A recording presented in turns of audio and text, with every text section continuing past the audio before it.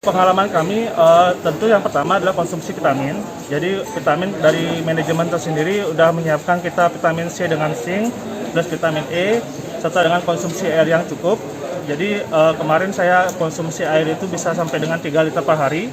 Kemudian cukup berjemur di pagi hari. Kemudian ada aktivitas olahraga ringan untuk menjaga kebugaran badan serta tetap menjalankan protokol kesehatan seperti itu.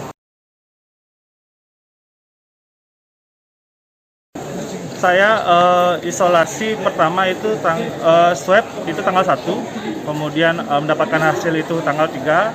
Kemudian saya karena ada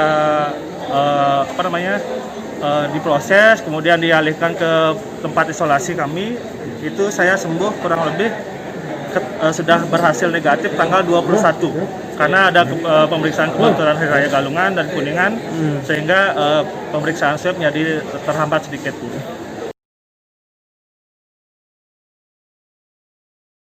Nah, dari donor plasma ini kita harapkan tentu ya yang sudah menjadi bibit-bibit baik ataupun mungkin antibodi yang sudah terbentuk di kami, di pegawai BRI yang sudah istilahnya sembuh dari COVID-19 ini, diharapkan dapat bermanfaat bagi masyarakat umum, sehingga orang-orang di luar sana secara umum dapat sembuh lebih cepat dari yang seharusnya ataupun mungkin tidak mengalami gejala-gejala yang seperti kami rasakan.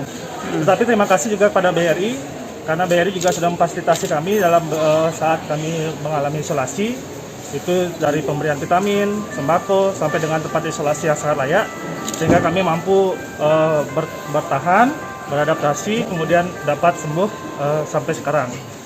Jadi harapan kami tentu dari BRI dan manajemen juga bersama-sama mengajak pekerjanya agar mampu memberikan ataupun menyumbangsih antibodi yang sudah terbentuk di dalam diri kami semua.